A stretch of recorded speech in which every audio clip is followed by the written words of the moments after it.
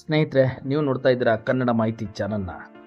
ವಿಶ್ವದ ಅತಿ ದೊಡ್ಡ ಮೆಸೆಂಜರ್ ಅಂದರೆ ಅದು ವಾಟ್ಸಪ್ಪಿಗೆ ಒಂದು ಹೊಸ ಅಪ್ಡೇಟನ್ನು ತರೋಕೆ ಹೊರಟಿದೆ. ಅದು ಏನಪ್ಪ ಅಂತಂದರೆ, ನಾವು ಅಕ್ಕಪಕ್ಕದಲ್ಲಿರುವಂಥ ಜನರಿಗೆ ಡಾಟಾ ಇಲ್ಲದೇ ನಾವು ನಮ್ಮ ಫೈಲ್ಸ್, ಡಾಕ್ಯುಮೆಂಟ್ಸ್ ಹಾಗೂ ವಿಡಿಯೋಗಳನ್ನ ಕಳಿಸ್ಬೋದು.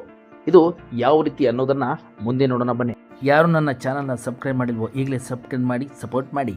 ವಾಟ್ಸಪ್ ಬಳಕೆದಾರರು ಇಂಟರ್ನೆಟ್ ಸಂಪರ್ಕವನ್ನು ಅವಲಂಬಿಸದೆ ಹತ್ತಿರದ ಸಾಧನಗಳೊಂದಿಗೆ ಡಾಕ್ಯುಮೆಂಟ್, ಫೋಟೋಗಳು, ವಿಡಿಯೋಗಳು ಮತ್ತು ಇತರ ಫೈಲ್ಗಳನ್ನು ಸುಲಭವಾಗಿ ಹಂಚಿಕೊಳ್ಳಲು ಸಾಧ್ಯವಾಗುತ್ತದೆ.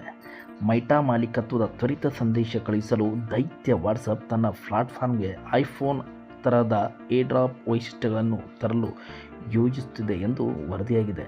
ಬಳಕೆದಾರರು ಆಂಡ್ರಾಯ್ಡ್ ಮತ್ತು OSನ ಎರಡರಲ್ಲೂ ಹತ್ತಿರ ಜನರೊಂದಿಗೆ ಫೈಲ್ಗಳನ್ನು ಹಂಚಿಕೊಳ್ಳಲು ಅನುವು ಮಾಡಿಕೊಡುತ್ತದೆ. ಈ ವೈಶಿಷ್ಟ್ಯವನ್ನು ಬಳಸುವ ಮೂಲಕ ಬಳಕೆದಾರರು ಇಂಟರ್ನೆಟ್ ಸಂಪರ್ಕವನ್ನು ಅವಲಂಬಿಸದೆ ಹತ್ತಿರದ ಸಾಧನಗಳೊಂದಿಗೆ ಡಾಕ್ಯುಮೆಂಟ್ಗಳು, ಫೋಟೋಗಳು, ವಿಡಿಯೋಗಳು ಮತ್ತು ಇತರ ಫೈಲ್ಗಳನ್ನು ಸುಲಭವಾಗಿ ಹಂಚಿಕೊಳ್ಳುವ ಸಾಧ್ಯವಾಗುತ್ತದೆ. ಈ ವೈಶಿಷ್ಟ್ಯದ ಅನುಷ್ಠಾನವು ಆಂಡ್ರಾಯ್ಡ್ ಅಪ್ಲಿಕೇಶನ್ಗಳಿಗಾಗಿ ಅಭಿವೃದ್ಧಿಯಲ್ಲಿರುವ ಒಂದಕ್ಕಿಂತ ಭಿನ್ನವಾಗಿ ಗೋಚರಿಸುತ್ತದೆ. ಫೈಲ್ಗಳನ್ನು ಹಂಚಿಕೊಳ್ಳುವುದನ್ನು ಪ್ರಾರಂಭಿಸಲು ಬಳಕೆದಾರರು QR ಕೋಡನ್ನು ಬಳಸಬೇಕಾಗುತ್ತದೆ.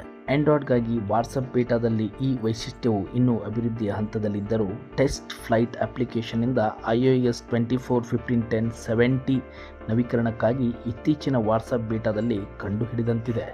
ವಾಟ್ಸಪ್ ಇದೀಗ iOS ಅಪ್ಲಿಕೇಶನ್ನಲ್ಲಿ ಇದೇ ರೀತಿಯ ವೈಶಿಷ್ಟ್ಯವನ್ನು ಪರೀಕ್ಷಿಸುವ ಪ್ರಕೃತಿಯಲ್ಲಿದೆ ಎಂದು ವಾಟ್ಸಪ್ ಬೀಟಾ ಇನ್ಫಾರ್ಮೇಷನ್ನಿಂದ ವರದಿಯಾಗಿದೆ. ಇಷ್ಟು ಹೊಸ ಅಪ್ಡೇಟ್ ವಾಟ್ಸಪ್ನ ಮಾಹಿತಿ. ಚಾನಲ್ನ ಸಬ್ಸ್ಕ್ರೈಬ್ ಮಾಡಿ, ಸಪೋರ್ಟ್ ಮಾಡಿ.